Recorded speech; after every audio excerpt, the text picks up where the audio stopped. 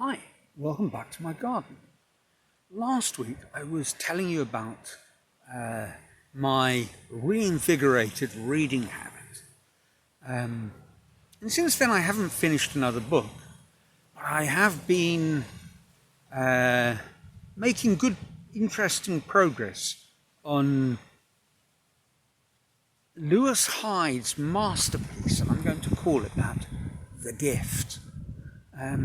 It's a book written in two parts. The first, a sort of anthropological, historical, literary overview of gifts in society. And the second part, he sort of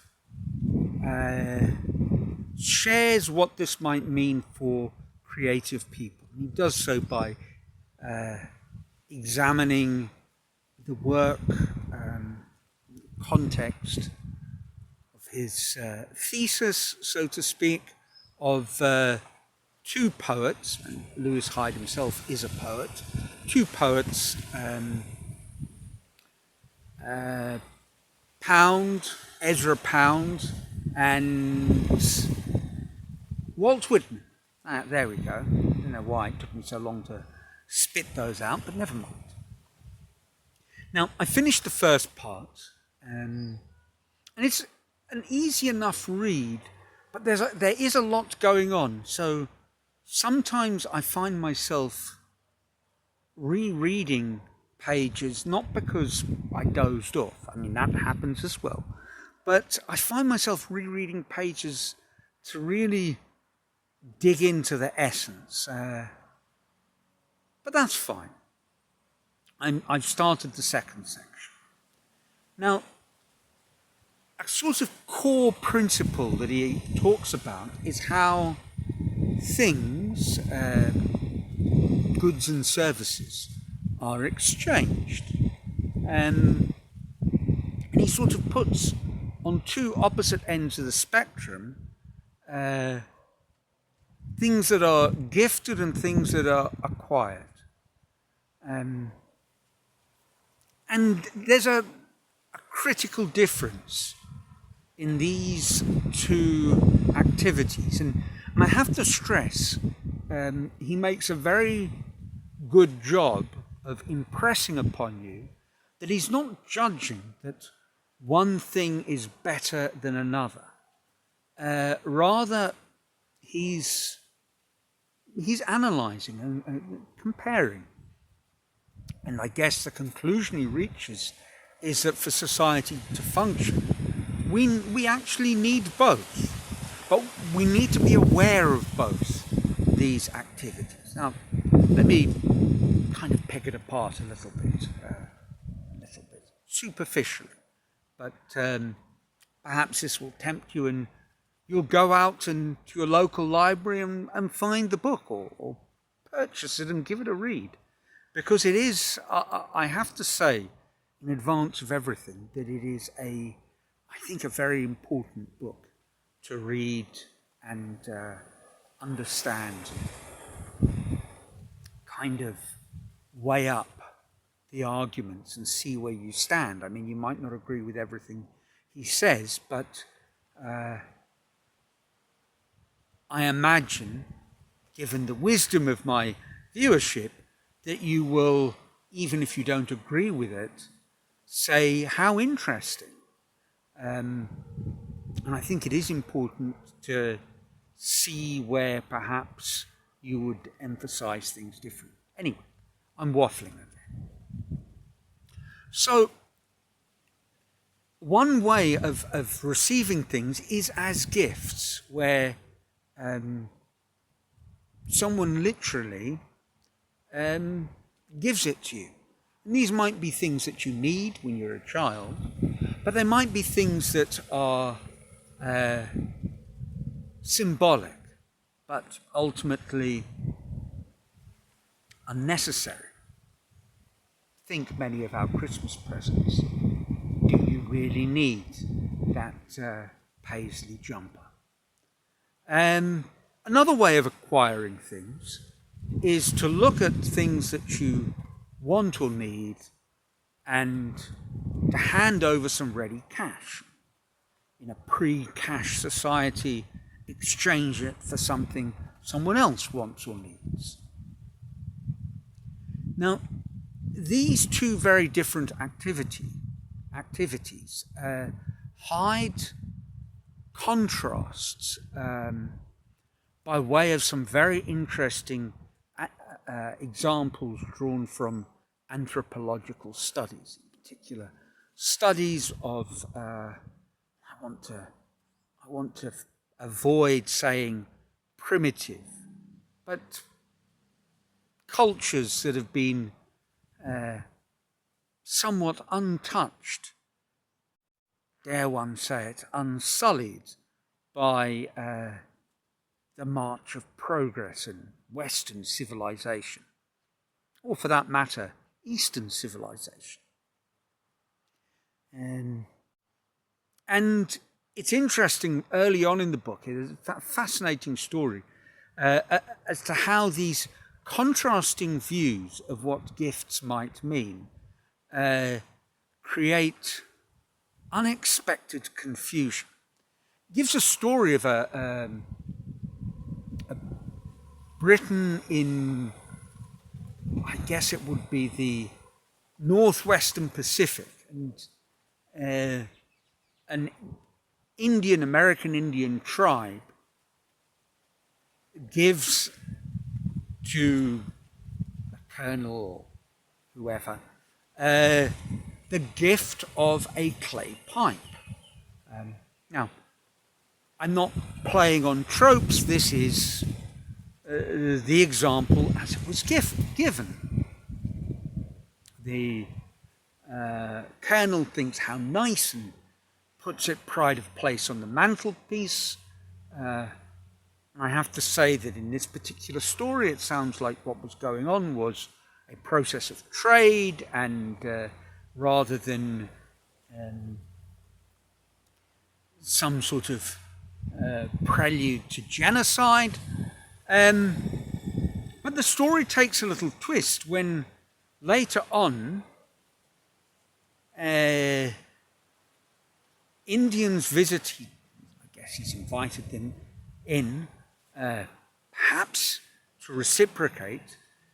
The Indians visit his home, and his translator shares with him that whether they're disappointed or perhaps just as a point of information, are telling him that the pipe needs to be given to someone else. And he's somewhat taken aback by that. No, it's mine. You gave it to me. I'm planning on handing it over as a gift to someone of great importance in Britain on my return. But that's not what the process of gift giving is in this culture. The idea is that you give someone a gift, and the gift moves on. Sort of not given back to you, but becomes something that never settles. And the purpose of gift giving is, it seems, superficially on first reading, that it is a way of establishing respect and a way of building cohesion, building ties. And indeed, some of the names of the Indians in these stories sort of suggest this. People of great social renown have names like the giver of great feasts. So the idea of acquiring things is so that you can gift them on. And this became a sort of a a cultural element that was undermined or even outlawed. Now, if I've mispronounced this horribly, forgive me. This is just phonetic, how it was written.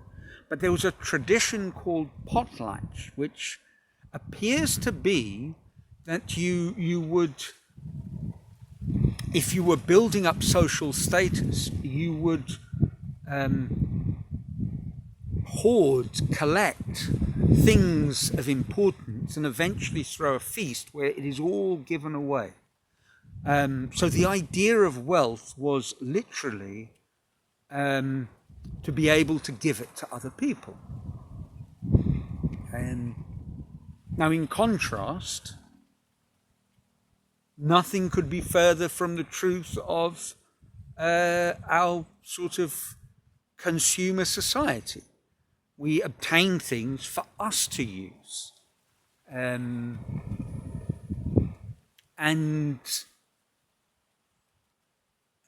the idea that you just give everything away has been steadily eroded.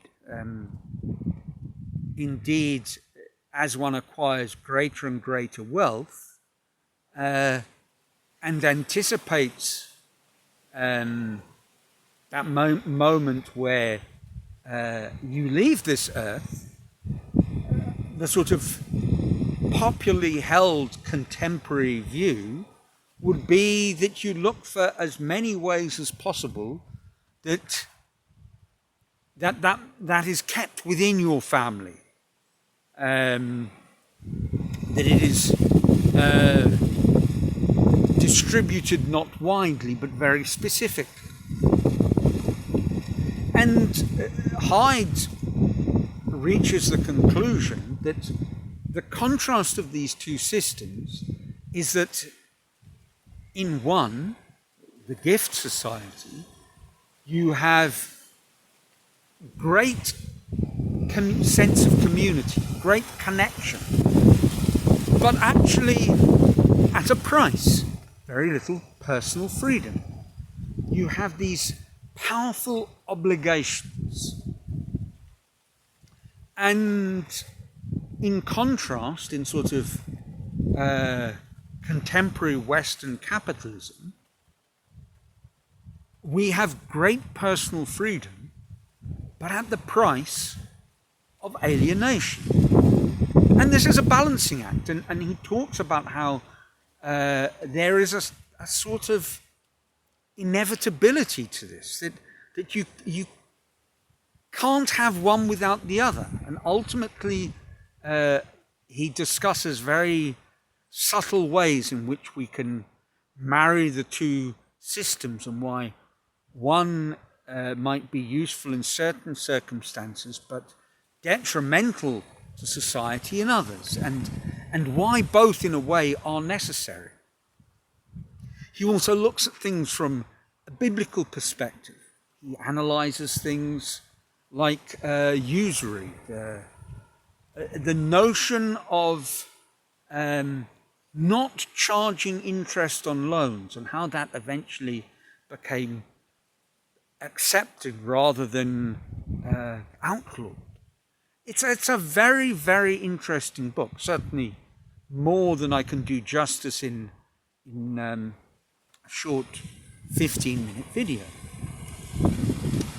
But throughout this read, I found myself reflecting on how, for me personally, this really resonates. I mean, perhaps it won't for other people in other circumstances, but it has to be stated, full disclosure.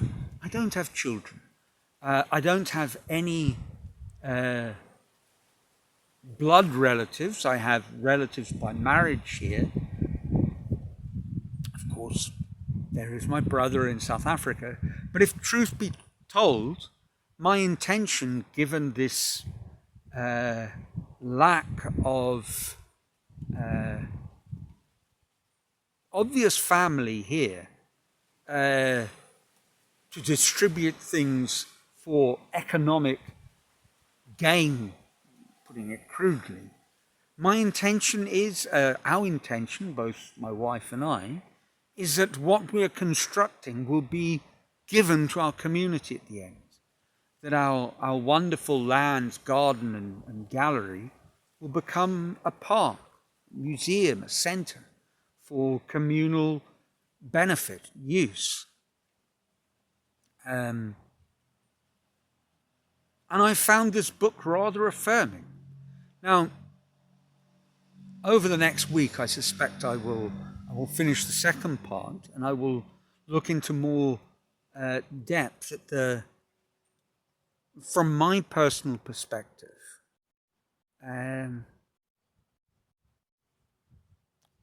what it means to be an artist or a creator, the gift that you've received. I know I often argue strongly against this idea of talent or gifts, but he's got a very subtle take on that.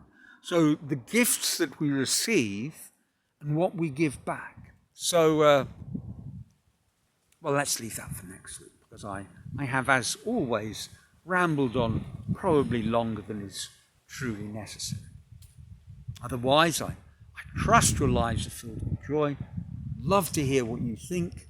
Share in the comments below if you have the time. And until next week from a sunny Brazil, ciao.